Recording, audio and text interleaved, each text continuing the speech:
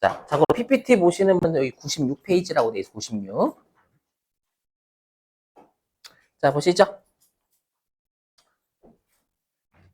자, 우리가 어저께 회계 표시 방법, 감가상각을 통해서 회계 표시 방법 배웠죠? 어저께는 그냥. 근데 그것 좀 하나 기억해 달라라고 했어요. 우리가, 감가상각은 원칙이 12월 31일 결산에 끊는 겁니다, 여러분들. 유형자산은 대변으로 해당 자산을 직접 빼면 안 돼요, 절대. 감가상각 무계획 써야 된다라고 했죠, 어저께. 자, 그랬을 때, 일단 여러분 여기서 자동 결산은 나중에 12월 31일자 분기에 제가 몰아 넣었거든요. 몰아 넣었으니까 지금은 요 정도만. 감가상각은 결산 12월 31일 날 하는 거다. 이 정도만 챙겨주세요. 일단 지금은요. 해주시고. 자, 감가상각의 의인데요. 앞으로 이런 것들이 많이 있을 거니까 설명 좀 할게요. 여러분 우리 비용은 관련 수익이 잡힐 때 같이 인식되죠. 그게 수익비용 대응의 원칙이란 말이에요. 회계상. 그죠? 그러면 우리가 나중에 하겠지만 우리 회사가 기계장치를 5년 동안 사용할 것 같다라고 추정을 한 거예요. 우리가 사용기간을 뭐라고 한다라고 해서 유형자산이나 무형자산에서 사용기간을 뭐라고 한다고 했죠? 저게? 내용연수. 그렇죠. 내용연수라고 해요. 근데 곧 하겠지만 이 내용 연수는 물리적 내용 연수가 아닙니다. 그러니까 기계를 5년 쓰면 기계가 물리적으로 마탱이가 간다라는 뜻이 아닙니다. 회계에서는 뭐라고 하냐면 내용 연수를요. 경제적 내용 연수다라고 해요. 그러니까 한마디로 속된 말로 뽕 뽑아 먹을 수 있는 기간. 그렇죠? 기계 장치를 5년 동안 사용할 것 같다라는 건 기계 장치를 돌려서 제품을 만들어내겠죠. 그게 5년 동안 수익을 안겨줄 것이다 라고 하는 거예요. 그러면 관련된 수익은 5년 동안 잡히잖아요. 그럼 비용도 5년 동안 장부에 기록돼야 되는 거예요. 맞죠? 그래서 그지같이 이렇게 내용 연수에 걸쳐서 비용으로 배분하는 절차다라고 되어 있는 거예요. 이게 수익, 비용의 대응. 이런 논리가 앞으로 회계 때 진짜 많아요. 뒤에 가면. 그럼 여러분들 이제 감가상각을 할 때 총 3가지가 있는데 이 중에서 잔존가치 있죠. 여러분들 잔존가치는 우리가 안 배웠지만 이름만 들어도 남아있는 것의 가치죠.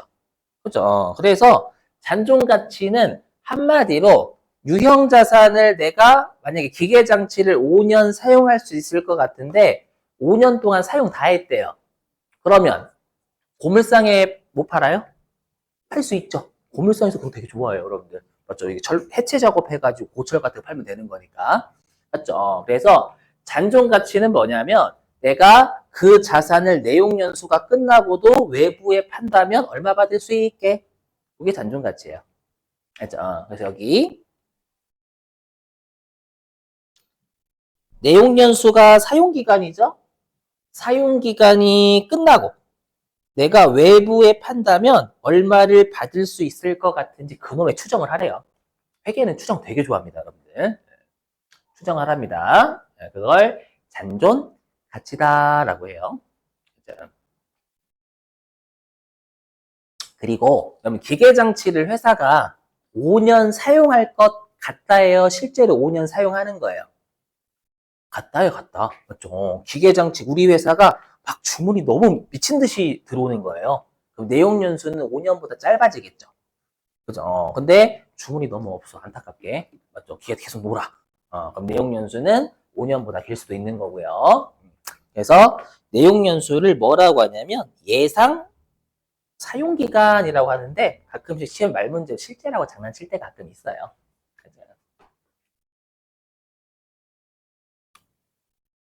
자, 그러면 여러분들이 대비하실 게 우리 시험에서는 감가상각을 이제 계산을 해야 돼요. 가장 어렵게 출제하면 감가상각을 계산해서 실기에 입력하게끔 출제를 한다라는 거예요. 그래서 여러분들이 여기에 있는 3가지를 열심히 외워주셔야 돼요. 계산식이요. 이 3가지는 계산 문제용이에요.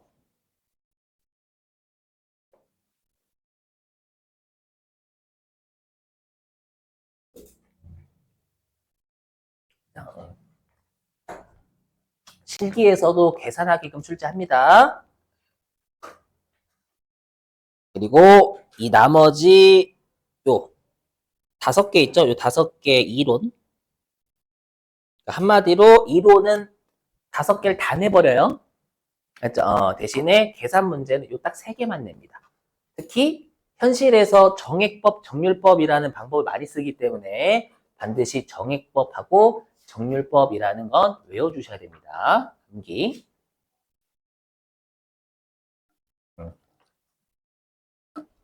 자, 해볼게요, 여러분들. 자, 일단 외워주실 게, 여러분, 정액법이라는 거, 법 앞에 정액이라는 말 들어가 있죠? 정액법의 정액. 우리 통신요금 정액제 요금이라고 들어보셨죠? 정액제 요금 어떻게 내는 거예요, 요금을? 같은 금액 계속 내는 거지, 매달. 맞죠? 그래서 감가상각에서의 정액법은 매년 감가상각하는 금액이 똑같아요. 그걸 우리가 정액법이라고 합니다. 아셨죠? 일단? 자, 그러면 좀 사례 좀 들어볼게요. 사례 좀. 여기다가 좀 적어서 사례 드리겠습니다.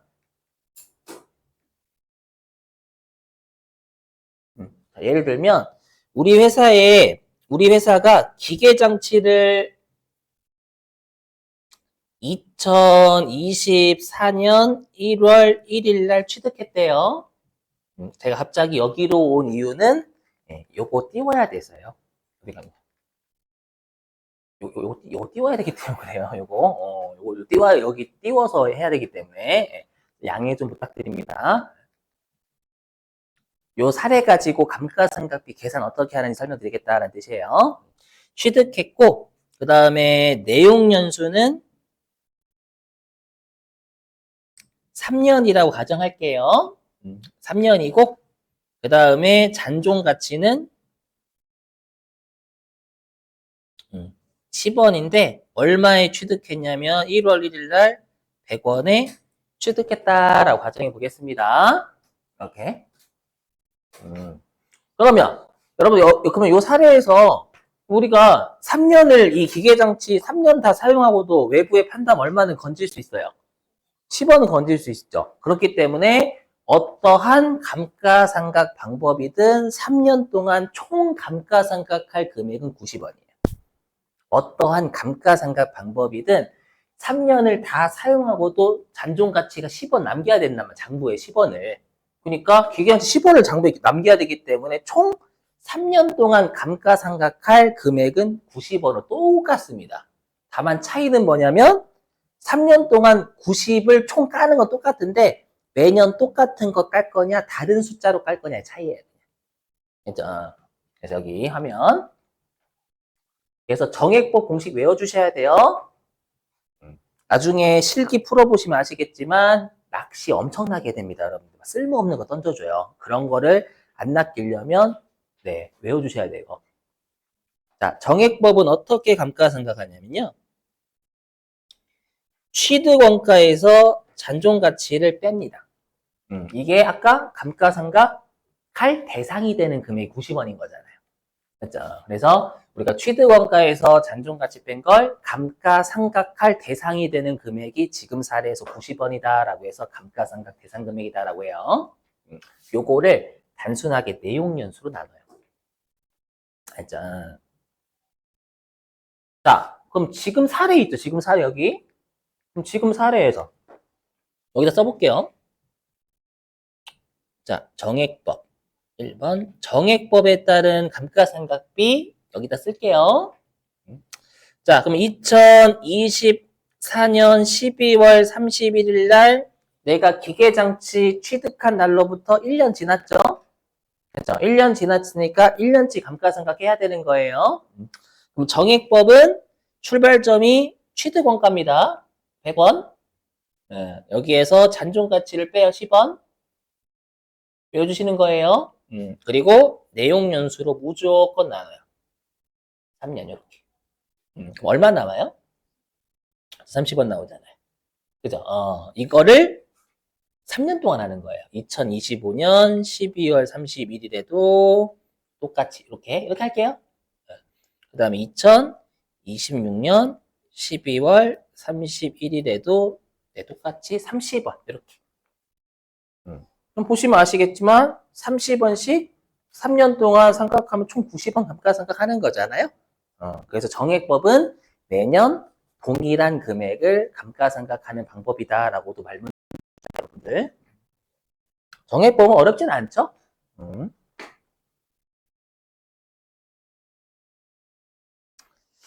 자, 이제는 정률법이라는 거 할게요. 여러분, 정액법은 일정한 금액을 감가상각하는 방법이다라고 했죠.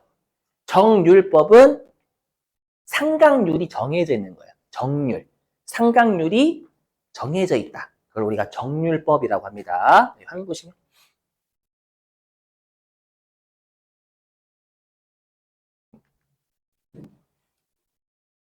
맞아야 돼요. 자, 잘 나온다. 자, 보시면, 자, 정률법은요. 네, 이렇게 배웠어요. 어렸을 때 아버님한테, 아버지한테. 맞아야 된다. 이렇게. 못하면 맞아야 된다. 자, 여기 보시면. 자, 정률법은요. 조심하셔야 될 게, 취득 원가에서 잔존가치를 안 빼요. 감가상각비에 누적액을 빼요. 누적액. 그렇죠? 누적액의 감가상각비가 아닙니다. 누적액을 빼요. 여기에다가 상각률을 곱해요. 그렇죠? 근데 실제로 이 상각률은 사람이 못 구합니다. 실제로는 사람이 못 구하고요. 프로그램이나 엑셀의 도움을 받아야 돼요. 근데 우리가 시험에서는 엑셀의 도움 받을 수가 없단 말이에요. 엑셀 사용했다가는 3년 정지입니다. 그러다 보니까 문제에서는 줘요. 문제에서는 상각률을 언급을 해줍니다. 알죠? 그래서 제가 지금 사례에서는요. 다시 앞으로 가서 상각률을 0.5라고 가정할게요. 가정. 실제로는 올바른 숫자는 아닙니다요. 좀 복잡해요. 자, 보시면. 자, 그러면 여러분 이건 그냥 2024년도에 똑같이 가도 돼. 날짜는 요거 하나로 고정시켜도 되죠? 그럼 2024년 12월 31일 날 정률법은 어떻게 하냐면 취득원가가 100원이잖아요.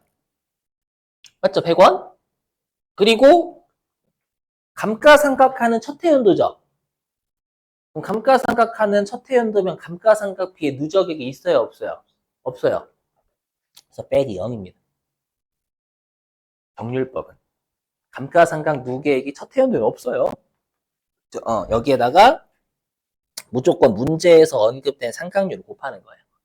0.5. 그러면 2024년 12월 31일에는 50원을 감가상각하는 거예요. 이렇게요. 자, 그 다음에 2025년 12월 31일에 다시 취득원가는 100원입니다. 근데 이제 감가상각이 얼마 쌓였어요? 50원 쌓였죠? 50원. 그럼 다시 여기에다가 0.5 상각률을 또 곱하는 거예요. 계속. 그러면 얘가 25원인가가 나올 거예요. 이렇게. 그래서 2025년 12월 30일에는 25원을 감가상각합니다.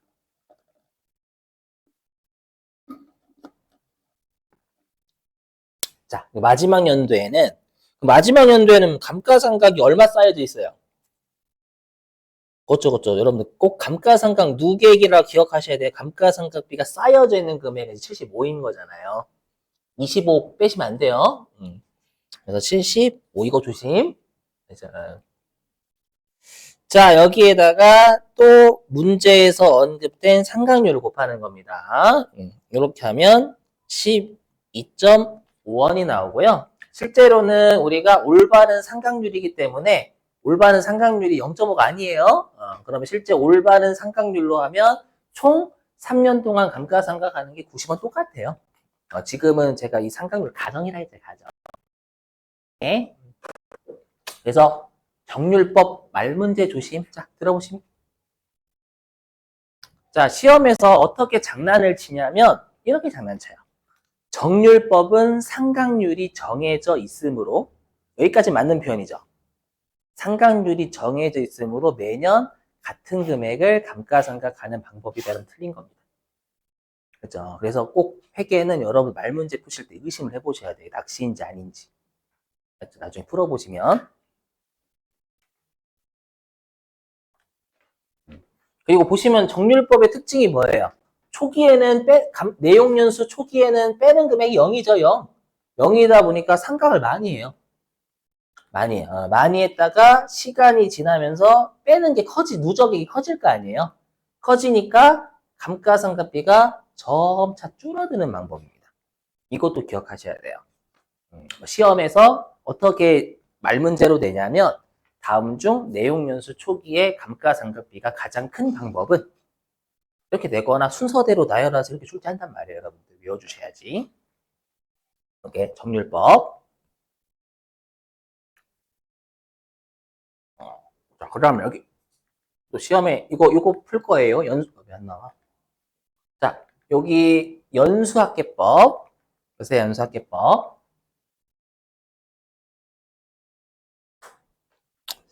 자, 일단 연수학계법은 뜻이 뭐냐면 연수가요, 연도의 수를 합쳤다라는 뜻이에요. 연도의 수를 합쳤다. 그러니까 지금 사례 따지면 내용연수가 3년이었잖아요. 3년을 합쳤다 이 뜻이라고 생각하시면 돼요. 그래서 일단 연수학계법은요, 이걸로 이 공식 지금으로 따지면 어렵거든요. 그래서 거꾸로 역으로 돌아갈게요. 일단 어떻게 하는지 설명드리고 다시 이쪽으로 와서 설명드리겠습니다. 얘는 역으로. 자, 연수학계법은 어떻게 하냐면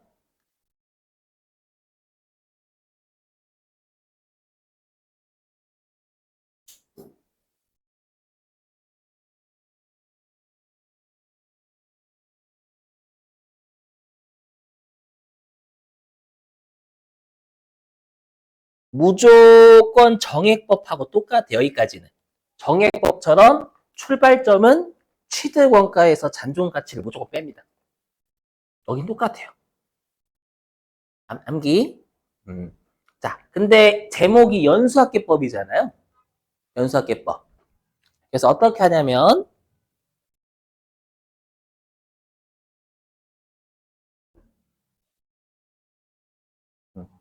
지금 내용연수가 몇 년이죠? 3년이죠. 제가 든 사례. 그러면 내용연수를 1년도부터 문제에서 언급된 내용연수까지 다 더하는 게 분모예요, 무조건. 지금 내용연수가 3년이잖아요. 그럼 연수학계법은 무조건 분모에 1부터 문제에서 언급된 내용연수까지를 다 더한 게 분모로입니다. 이렇게.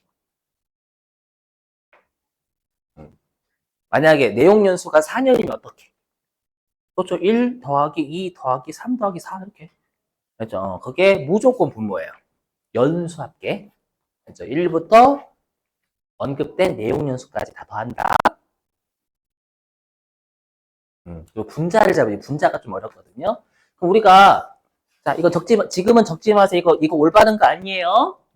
적지 마세요. 원래 그럼 우리가 그러면 요 첫 번째 이건 감가상각하는 첫 해연도잖아요. 첫 해연도니까 원래는 1.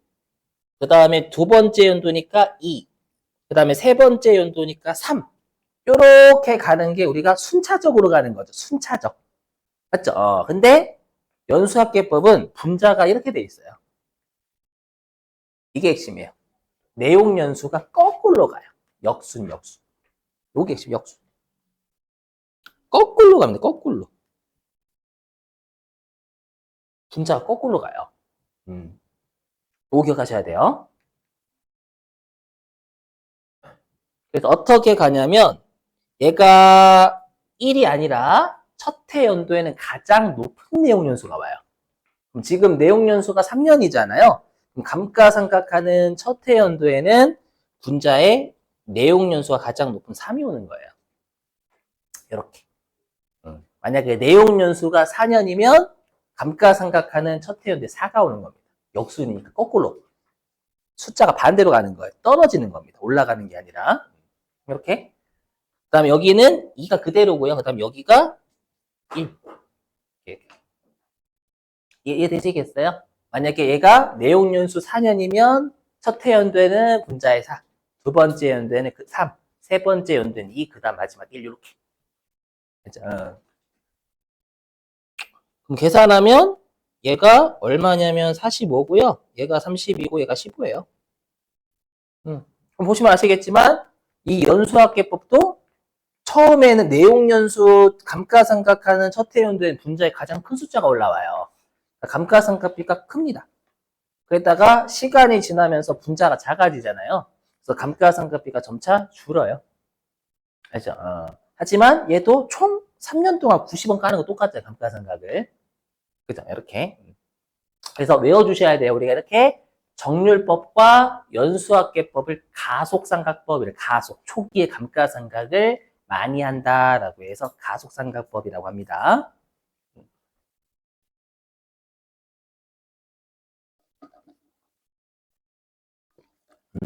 그럼 여러분들 잘 보세요. 그러면 지금 내용연수 감가상각하는 첫 해 연도에는 감가상각비가 제일 큰 게 뭐예요? 이 세 가지 중에. 정률법. 시험에 내요. 가끔씩 부등호 냅니다. 부등호. 정률법이 가장 크고 연수학계법이 그 다음 정액법 제일 꼴찌예요. 알죠? 하지만 마지막 연도에는 정액법이 제일 커요. 30원. 다른 애들은 이제 12.5 이렇게 되는 거잖아요. 맞죠? 그래서 여기 비교입니다. 비교.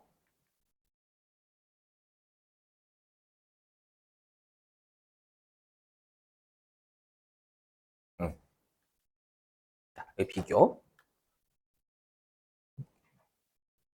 그래서 우리가 취득 초기의 감가상각비 크기. 취득 초기니까 첫 해연도 얘기하는 거예요. 첫 해연도에는 정률법이 감가상각비가 가장 커요. 맞죠? 그리고 정액법이 꼴찌입니다. 시험에는 주로 정률법하고 정액법 많이 비교해서 그래요. 맞죠? 이렇게. 근데 이익은 어떻게 돼? 이익은 비용하고 이익은 비례 반비례. 비용하고 이익은 반비례 반비례. 비용이 올라가면 이익은 떨어져야죠, 여러분들. 반비례니까 정액법이 비용이 초기에 작으면 이익은 가장 큰 거예요. 그렇죠? 반비례, 그러니까 이 둘 다 외우시는 게 아니라 하나를 잡고 외우시는 거예요. 감가상각비만. 비용하고 이익은 반비례가 되는 거죠. 이렇게.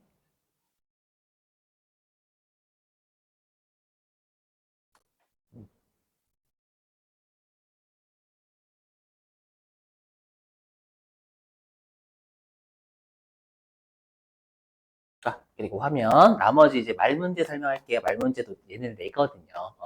그러니까 이중체감법은 뭐냐면, 요거에 그냥 이렇게 생각하시면 이중체감법은요, 실제로는 이 뜻은 아니지만, 우리는 어떻게든 서울로 가면 되는 거니까.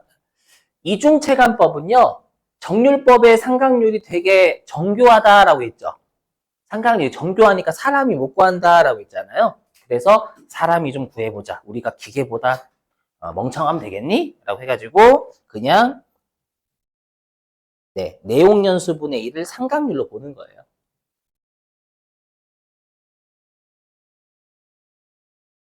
그러니까 만약에 내용연수가 만약에 4년이면 상각률은 0.5인 거고 내용연수가 5년이면 상각률은 0.4예요. 간단하게 구하자라는 거. 사람이 구할 수 있게. 이해되세요? 내용연수분의 1을 상각률로 보자라는 거예요. 말문제만 냅니다. 시험에 계산 문제 안 내요. 이중체감법은. 그러니까 한마디로 어떻게 생각하시면 되냐면 정률법의 상각률은 명품, 그죠? 근데 이중체감법의 상각률은 짝퉁이라고 생각하시면 돼요. 기계가 구하는 거 올바른 상각률, 이중체감법은 짝퉁 상각률 정도로. 근데 여러분들 짝퉁이든 명품이든 전부 다 똑같아요. 여기 정률법, 이중체감법, 연수학계법의 공통점은 아까 초기에는 감가상각 많이 한다라고 했잖아요. 그죠? 그렇다가 나중에는 감가상각이 적어집니다. 그래서 얘를 초기에 감가상각을 많이 한다라고 해서 이 말도 내요, 시험에. 가속상각법을 가끔씩 냅니다요. 가속, 맞죠? 초기에 많이 한다, 감가상각을.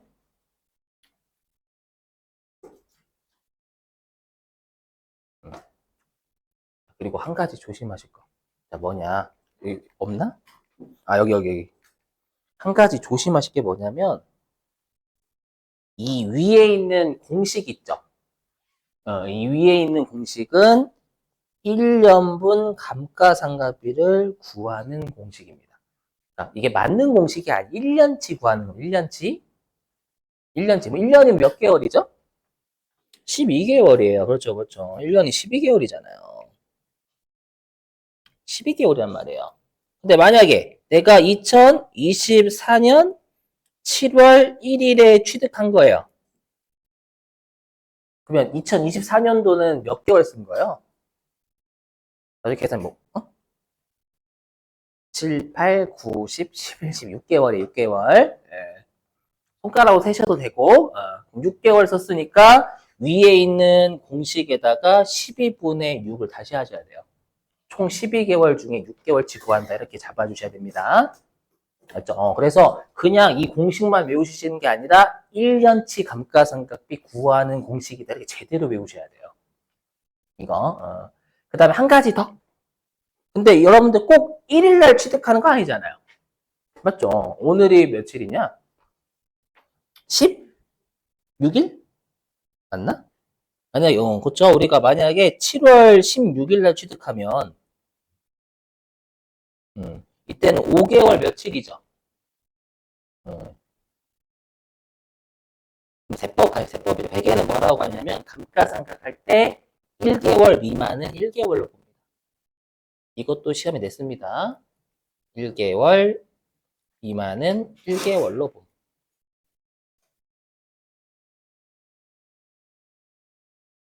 그럼 어떻게 하라는 거 6개월로 보라는 얘기예요. 5개월 며칠이면 이 며칠을 1개월로 보는 거니까 5개월 더하기 1개월이니까 6개월로 보라는 얘기예요. 네, 되셨어요? 자, 그 다음에 한 가지 더. 여러분이 가장 많이 당하시는 낚시가 있어요. 여러분 질문 좀. 만약에요, 얘를, 기계장치를 2023년 1월 1일 날 취득했대요. 그럼 2024년 감가상각비 얼마일까요? 감가상각비 몇 개월 해야 될까요? 몇 개월의 감가상각비?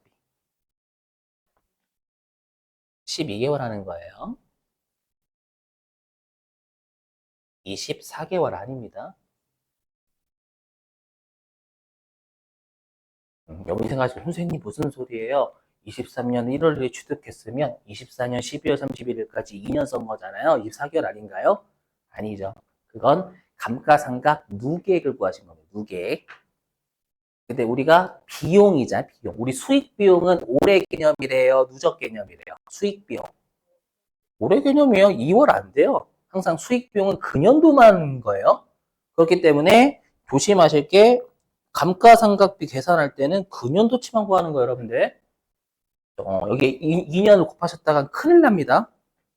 알죠? 요거 여러분 이번 24개월 곱하는 건 감가상각비 누적액을 구하는 겁니다. 2024년도에 감가상각비 비용은 금년도만이에요. 이거 조심하셔야 됩니다. 자, 그럼 한 문제 여러분들한테 맡기고 쉴게요. 자, 어디로 가주시냐면,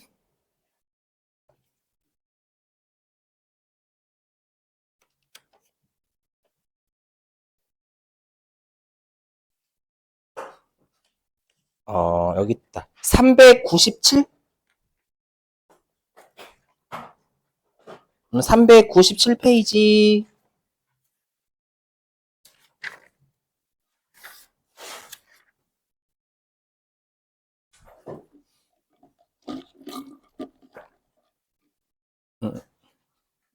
잠깐 아니다. 죄송합니다. 309페이지, 일단 309페이지.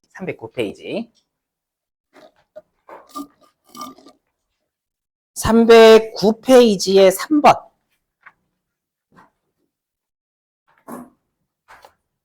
309페이지에 3번. 요거 분계도 한번 끊어주세요. 309페이지에 문제 5번에 3번.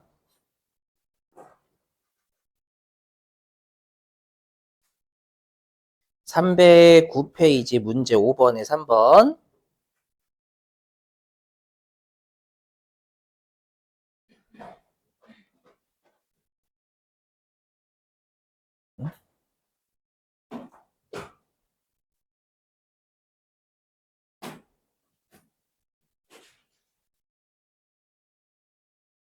아, 근데 여러분들 잠깐만요. 주의하실 거. 자, 여기 화면 좀 보시면. 자, 자고로 우리 여기 여러분들 제가 문제 5번 유형의 3번이라고 했잖아요. 보시면 아시겠지만 문제 5번 유형은 무조건 결산이에요. 여기 결산을 완료하시오라고 돼 있죠. 그러면 무조건 문제 5번은 몇 월 며칠자 끊는 거예요. 그렇죠. 그것도 2024년 12월 31일자 분기 끊는 거예요. 그렇죠. 그래서 네, 여기 문제 5번은 다 분계로 따지면 2024년 12월 31일자 분계하는 겁니다. 그러니까 요 다른 날짜는 참고사항이에요. 참고사항. 요 취득일 4월 15일은 그냥 요 4월 15일 참고해서 감가상각하라는 얘기예요.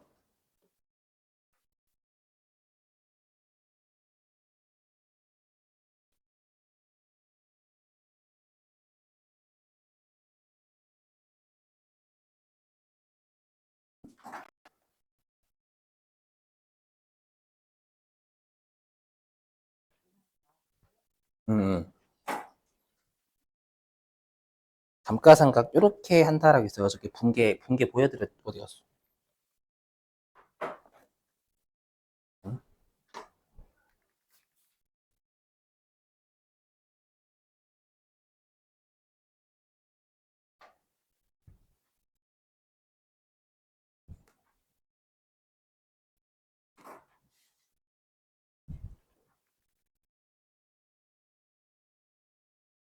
이렇게 분개하셔야 돼요, 여러분들. 차변에 감가상각비, 대변에 감가상각 무계획 쓰셔야지 대변으로 해당 자산 빼내면 점수 빵점이에요, 이거. 이렇게 해야 돼. 대변 간접 차감해야 됩니다. 간접 차감. 숫자는 여러분들이 구하시는 거고. 분개는 이거 그냥 이름만 차변의 감가상각비, 대변의 감가상각 무계획이지 대변의 차량인가 지금 문제가? 화물차니까 차량 운반구입니다. 대변에 차량 운반구 직접 빼시면 빵점이에요, 이거. 유형자산은 반드시 네, 감가상각 무계획이랑 간접 차감 써야 됩니다, 여러분들. 여기엔 숫자 구하는 게 핵심이에요, 숫자 구하는 거.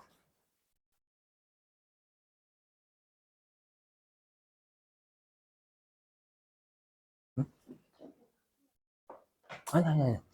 일단 여기선 금액 구하는 게 중요해서. 금액 구하는 게 중요하니까.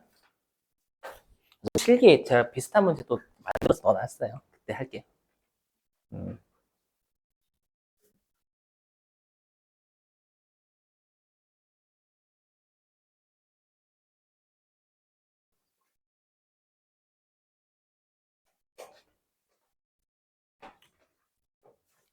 오늘 가셔서 열심히 외워주셔야 돼요. 가장 어렵게 내면 이렇게 출제예요. 해볼게요, 여러분들. 자, 이런 문제 앞으로 자주 보시게, 여기 보시죠. 2024년 7월 1일. 이런 것들 참고사항입니다. 나중에 여러분 이런 거에 파닥파닥 낚이시면 안 돼요. 자, 그래서 보니까 문제 5번 유형이면 2024년 12월 31일자 공개하는 겁니다. 여기 있죠? 보니까 제조부서에서 화물차를 4월 15일 날 샀대요. 근데 감가상각을 안 합니다. 감가상각은 우리가 12월 30일 날 하는 거잖아요. 그러면 2024년 12월 31일까지 계산하시면 여러분들이 한 대략 3일이네? 31일까지. 네, 대략 한 8개월 며칠 썼어요. 8개월 며칠. 그죠? 8개월 며칠. 그럼 8개월 며칠이니까 그냥 몇 개월로 보라는 얘기예요. 9개월. 여기엔 별도로 언급, 1개월 미만은 1개월로 본다라는 언급 안 줄 거예요.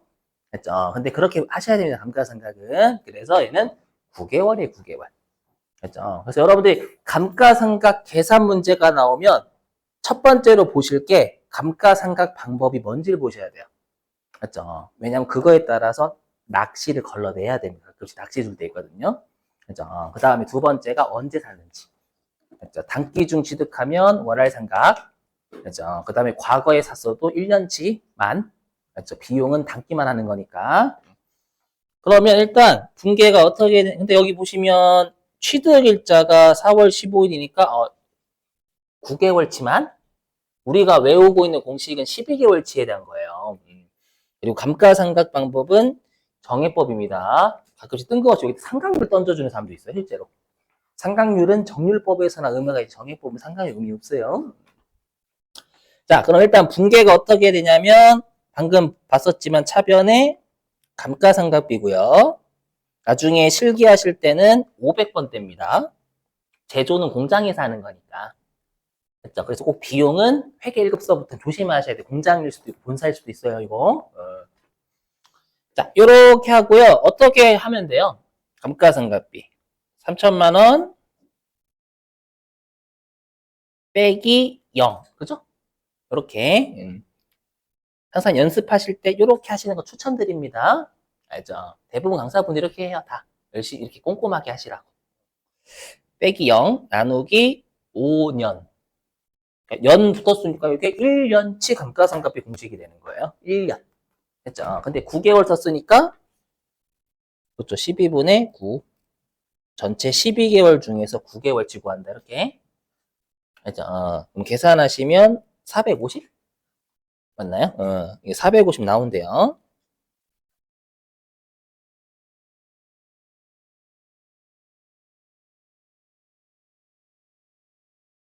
음. 이거 대변에 감가상각 누계액 쓰셔야지 대변에 차량 음마고 빼시면 안 됩니다. 감가상각 누계액 똑같이 450만 원. 칸이 모자라가지고 이렇게. 물론 450만 원 쓰시면 되는데 이제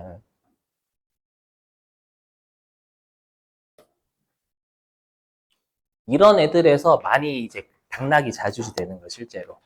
대부분 이렇게 어렵지 않은 애들은 대부분 다 맞춰요 사람들이. 근데 이런 애들에서 이제 실제로 떨어지거나 붙는 거예요. 이런 애들. 자, 우리 쉬셨다가요. 8시 15분 있죠?